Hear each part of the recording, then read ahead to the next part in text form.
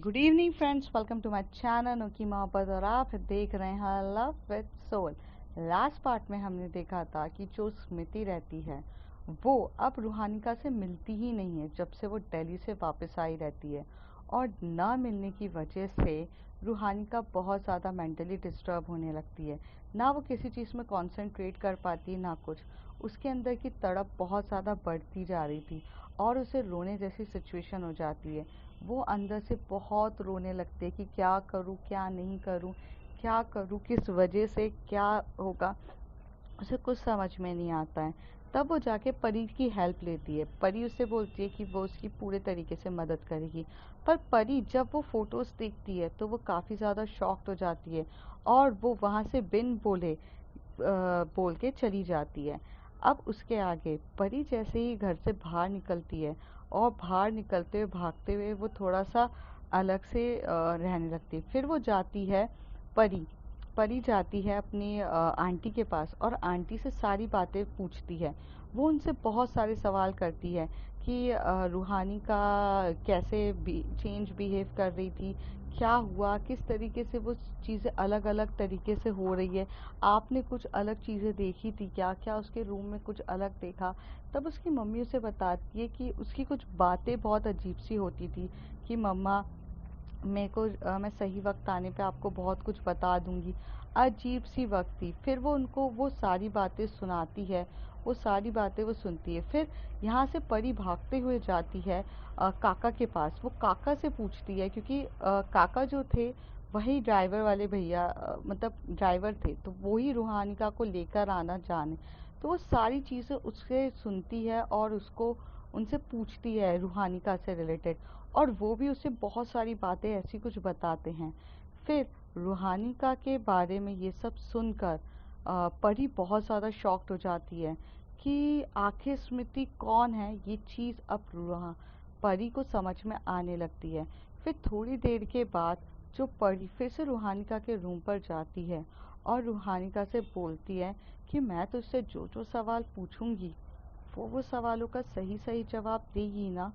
तो रूहानिका बोलती है हाँ पक्का, क्यों नहीं दूंगी। तो कहती है कि स्मृति तुझे कहाँ मिली थी।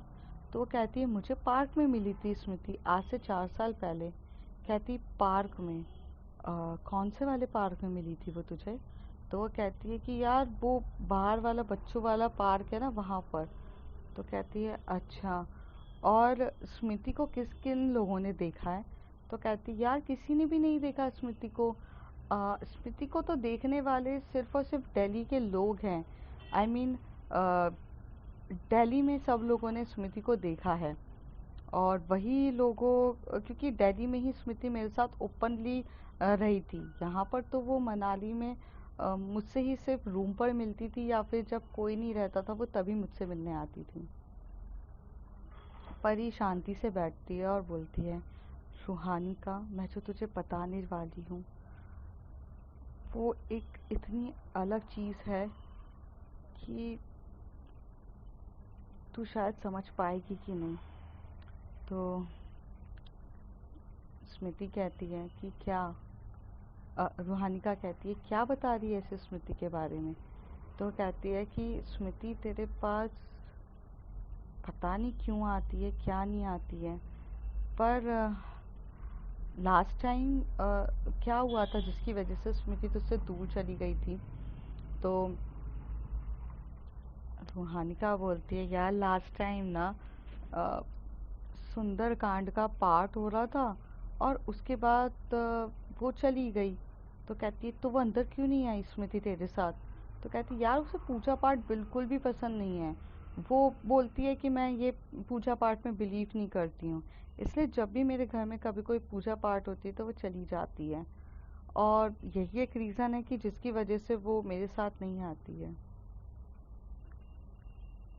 तो परी उसकी तरफ देख के बोलती है रूहानिका, तेरे सारे सवालों के जवाब तेरे पास हैं।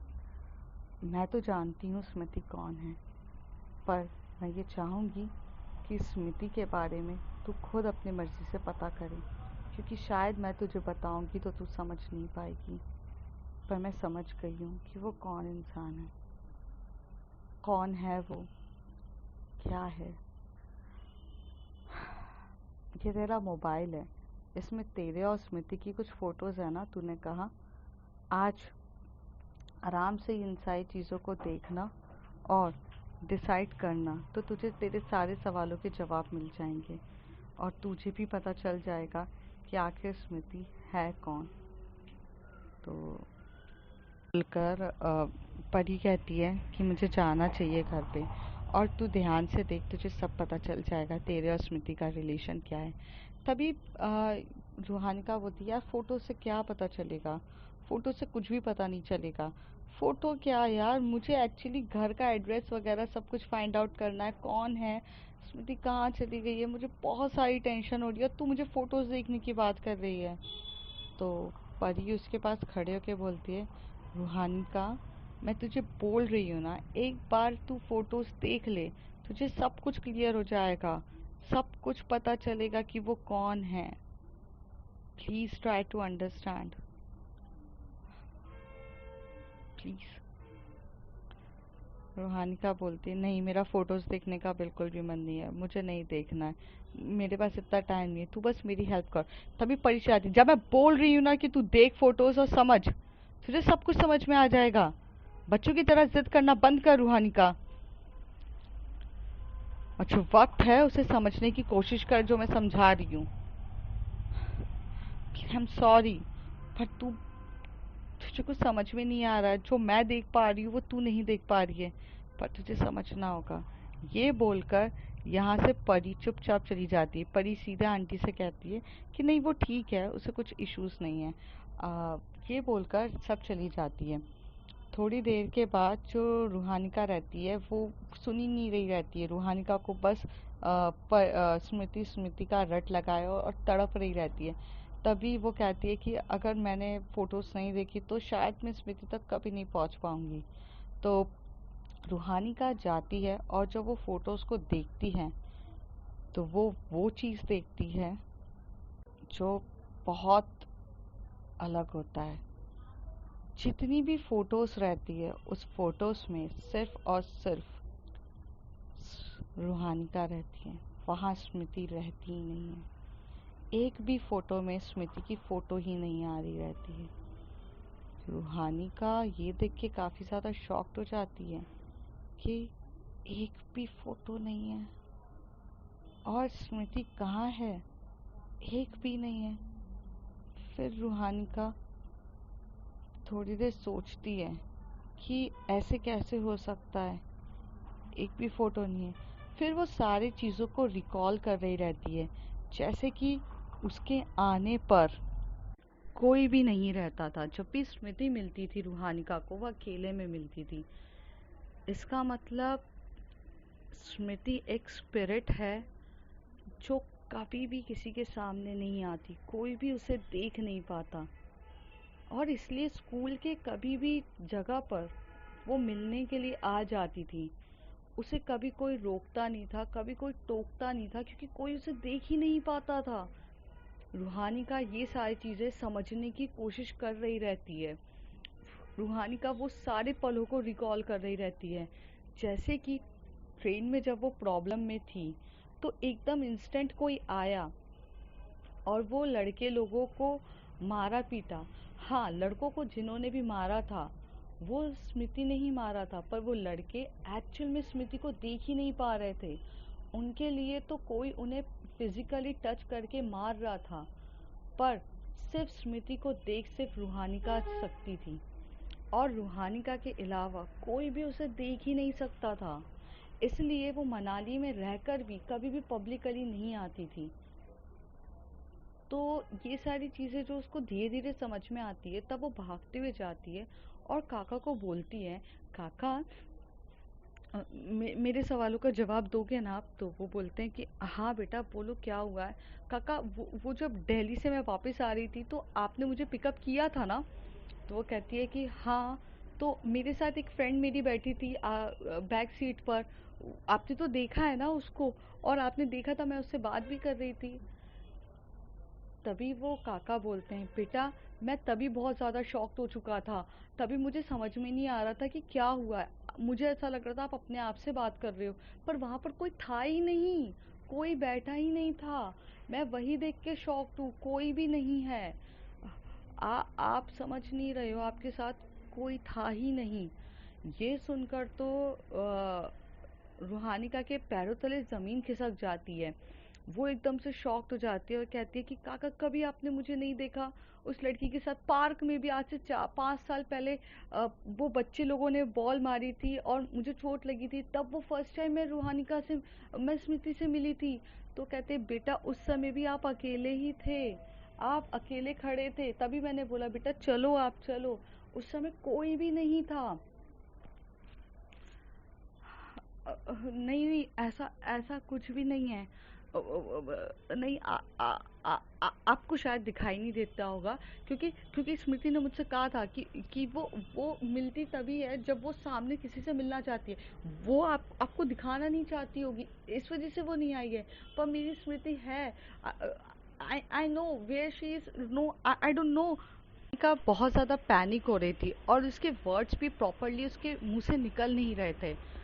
ऐसी सिचुएशन में तो आपके साथ भी ऐसी ही होगा, क्योंकि उसकी सिचुएशन सच्ची में बहुत क्रिटिकल थी। वो जिससे प्यार करती थी, जिसके साथ थी, आज अगर उसे ये चीज़ पता चले कि वो इंसान ही नहीं है, वो एक स्पिरिट है, तो बहुत ज़्यादा शॉकिंग होती है। फिर रूहानी का ये बात एक्सेप्ट ही नहीं कर पाती है, इसलिए वो आगे जाती है, आगे जाते हुए भागते हुए जाती है और वो अपनी मम्मी को कहती है कि मम्मा, वो जिस होटल में आपने मेरे लिए रूम बुक किया था ना। तो कहती है हाँ, वो होटल के मैनेजर से मुझे बात करनी है। तो कहते क्यों, क्या हो गया? कहते नहीं नहीं प्लीज़ मुझे बात करनी है, कुछ ज़रूरी काम है, प्लीज़ मम्मा वो फ़ोन दो ना, मुझे बात करनी है प्लीज़। तो वो कहती हैं अच्छा ठीक है, मैं फ़ोन लगा कर देती हूँ तुम्हें, ये लो। तो वो लगा के जाती है और फिर एकदम से वो जाती है और बाहर मोबाइल लेकर बाहर चली जाती है। फिर वो कहती है कि हेलो। तो कहते हैं कि हाँ जी मैम, आप बोलिए, आपको हमारी रूम सर्विसेज ये सब कैसी लगी है, और आई होप कि आपको हमारी 5 स्टार में रहना अच्छा लगा होगा एंड आप फर्दर नेक्स्ट टाइम भी यहाँ आने की कोशिश करेंगे। तभी वो कहती है कि no no no no, actually मुझे ना आपसे एक सिर्फ सवाल पूछना था। तो बोलते हैं कि हाँ पूछो।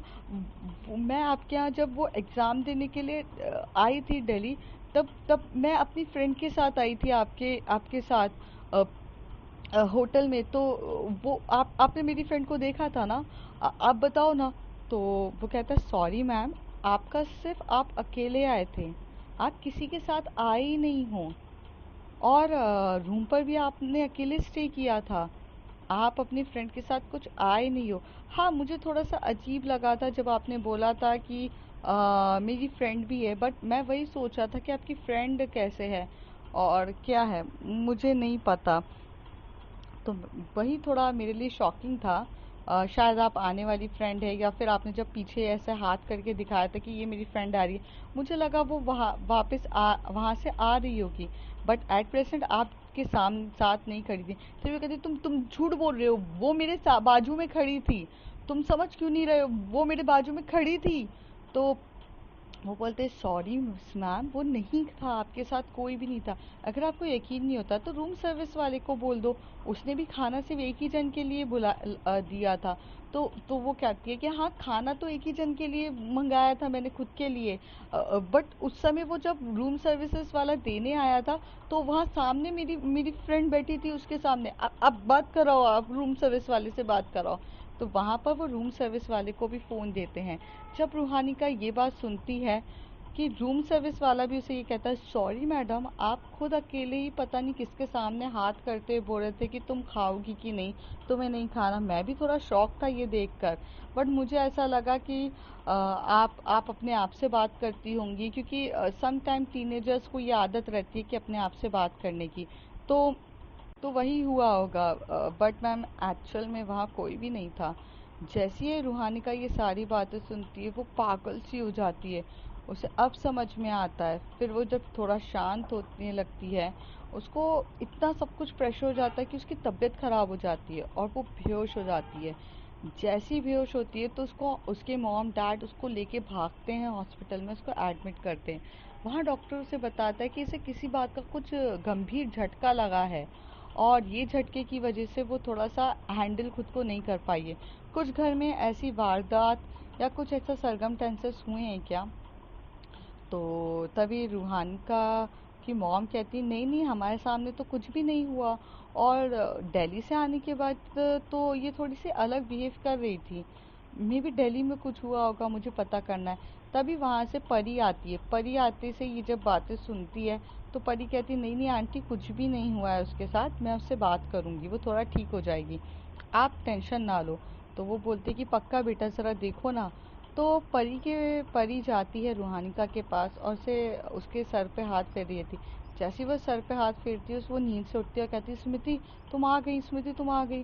तो स्मृति तो रहती नहीं है। तो परी कहती है मैं हूँ यहाँ पर, स्मृति नहीं है। तो कहती है सुनना, मुझे मुझे ना बहुत अजीब सा लग रहा है, मुझे पता है ये लोग सब बोलते हैं कि स्मृति नहीं है। तो परी उसका हाथ पकड़ के बोलती है रूहानी का, सच्ची में स्मृति नहीं है कोई, स्मृति एक एक एक एक, एक गोस्ट है।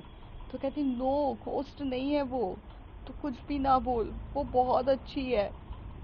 तो कहती है या फिर तेरे मन का वहम है ये, I think you need a psychiatrics, और मुझे ऐसा लगता है तुझे साइकेट्रिक्स के पास जाना चाहिए।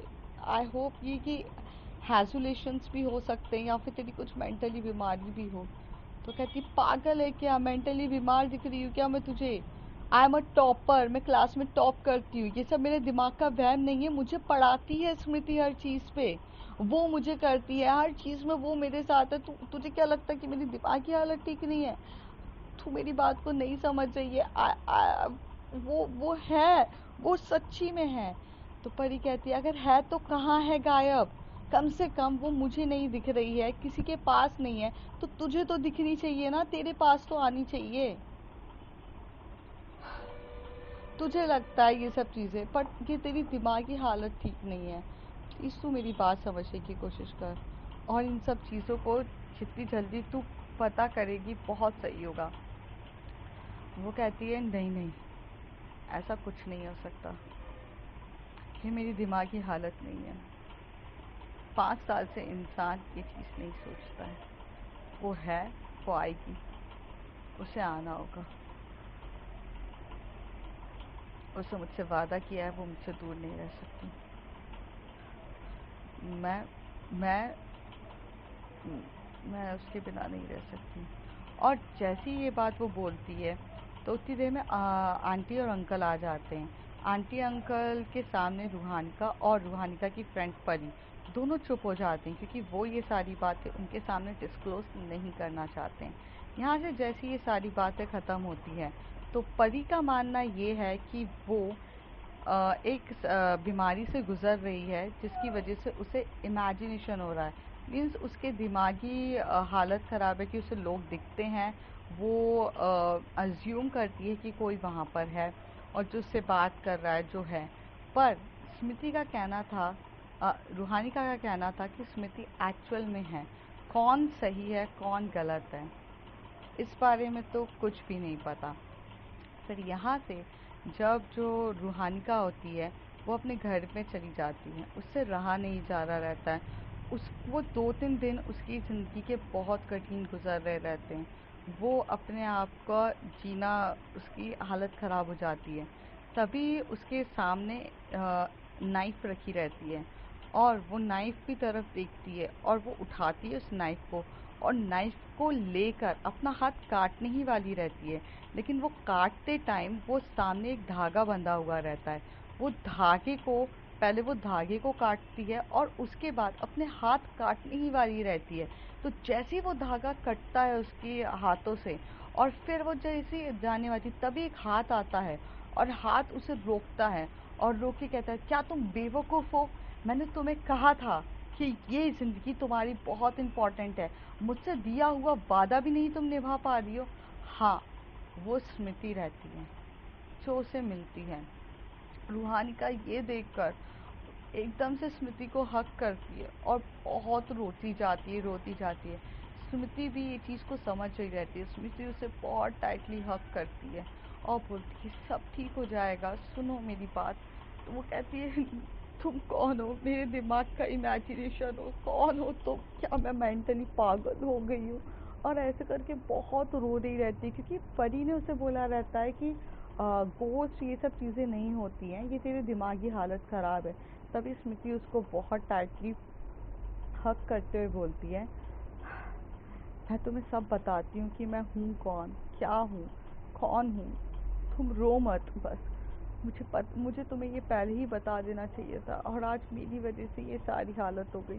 पर पर रूहानिका, मैं तुम्हें कभी भी इस कंडीशन में नहीं डालना चाहती थी, कभी भी नहीं डालना चाहती थी। उस दिन मैं तुम्हें डिसाइड करके बैठी थी कि दिल्ली के आने के बाद मैं तुम्हें सब कुछ बता दूंगी, और मैं तुम्हें मिलकर सब कुछ बताना चाहती थी तुम्हारे रूम पे खड़े होकर, पर मैं तुम्हें नहीं बता पाई। तभी सुंदरकांड का पाठ हुआ, और जिसकी वजह से तुमने ये धागा हाथ में पहन लिया, ये धागा पहनने की वजह से मैं तुमसे काफ़ी ज़्यादा दूर हो गई, और इस धागे के चक्कर में मैं तुम्हारे पास होकर भी तुम्हें दिखाई नहीं दे रही थी।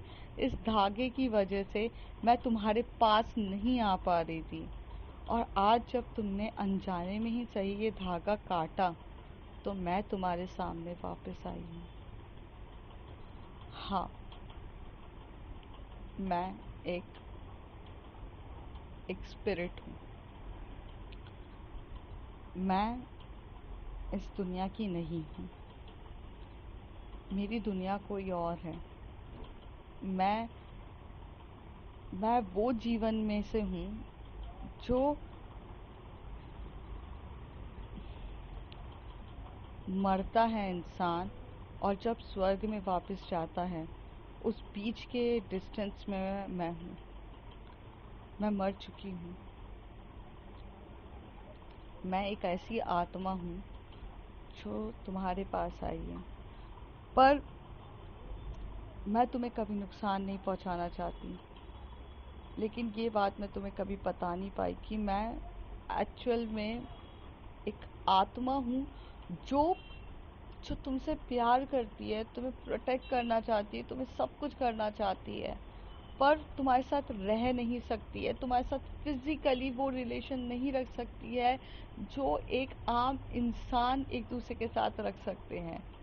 और यही चीज़ बताने से मैं डरती थी, और मैं चाहती थी कि तुम खुद फाइंड आउट करो कि कौन हूँ, पर ये नहीं चाहती थी कि तुम इस तरीके से फाइंड आउट करो कि कौन हूँ मैं। आज तुम्हें इस हालत में देख के तुम तुम अपनी जान लेने पर आ गई थी। मैं तुम्हें इस सिचुएशन पे डालना नहीं चाहती थी, और मैं ऐसी हूँ भी नहीं। तभी रूहानिका बोलती है स्मृति, मुझे फर्क नहीं पड़ता तुम आत्मा हो या कौन हो, मैं सिर्फ इतना जानती हूँ कि तुम जो भी हो, मैं तुमसे बहुत प्यार करती हूँ, बहुत ज़्यादा। मैं नहीं रह सकती तुम्हारे बिना। तुम्हें तुम तुम बस मेरे साथ रहो, मुझे कोई नहीं लेना देना। तुम नहीं रहोगी तो ये ज़िंदगी भी मेरे काम की नहीं है। तभी जो स्मृति होती है वो रूहानिका के पास बैठती है, उसे कहती है यही मुझे तुम्हें बताना है, ज़िंदगी किसी के लिए नहीं रुकती है, तुम्हें जीना होगा, तुम्हें अपनी लाइफ को अच्छे से करना पड़ेगा। मैं तुम्हारे साथ साई की तरह हमेशा चलूँगी, पर आज तुम जान लो मैं इस दुनिया की हूँ ही नहीं, मैं एक ज़िंदा हूँ ही नहीं। कोई मुझे नहीं देख सकता सिर्फ तुम्हारे सिवा, क्योंकि तुम एक प्योर सोल हो जो सिर्फ मुझे देख सकती है, जिसकी आत्मा पवित्र है, जिसका आत्मा एक बच्चे की तरह है, जिसमें कोई गंदगी नहीं है, कोई छल नहीं है, कोई कुछ भी नहीं है। वही इंसान मुझे देख सकता है, और तुम मुझे देख सकती हो क्योंकि तुम एक प्योर सोल हो। मैं बस यही बताने चाहती थी तुम्हें।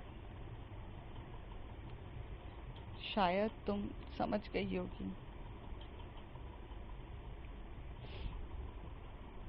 मैं समझ गई हूँ, पर मुझे प्लीज़ छोड़ के मत जाना, मैं नहीं रह सकती। ऐसे कह के जो स्मृति होती है उसे वो टाइटली हग करती है रूहानिका को। और स्मृति भी उसे समझती है। स्मृति इस कंडीशन में उसे समझाने की कोशिश कर रही रहती है, पर रूहानिका अभी इस कंडीशन में रहती नहीं है कि वो कुछ भी चीज़ समझे, क्योंकि जो इंसान मरने वाला था, 2 मिनट में सुसाइड अटेम्प्ट करने वाला था, वो इंसान अगर उसे स्मृति मिल रही है तो वो सिर्फ अभी उसे चाहती है। अभी उसकी मानसिक स्थिति इस तरीके से नहीं थी कि वो कुछ चीज़ समझे, इसलिए रूहानिका को नहीं समझाती है स्मृति। बहुत प्यार से टाइटली हग करती है और उसके साथ उसी को हग करके वो सो रही रहती है। आज रात रूहानिका बहुत सुकून की नींद में सोती है और बहुत प्यार से सोती है, और उसे ये सोना बहुत अच्छा लगता है और बहुत शांति। तो इस तरीके से आपको अब पता ही चल गया होगा कि रूहानी का और स्मृति का क्या रिलेशन है। स्मृति क्यों पल पल अवेलेबल रहती थी, क्यों पल पल थी, क्योंकि वो एक स्पिरिट है, एक ऐसी स्पिरिट जो एंजल कैटेगरी की है, जो हर पल उसका सही उसके लिए अवेलेबल रहती है, जो उसको एक बेटर इंसान बनाना चाहती है।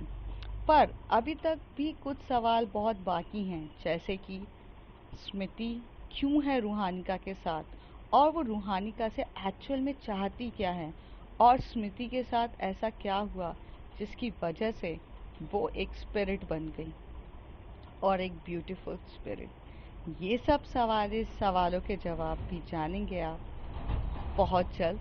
अभी चलते हैं, मुझे जाना होगा। Bye bye, take care. If you like my story, like share and subscribe.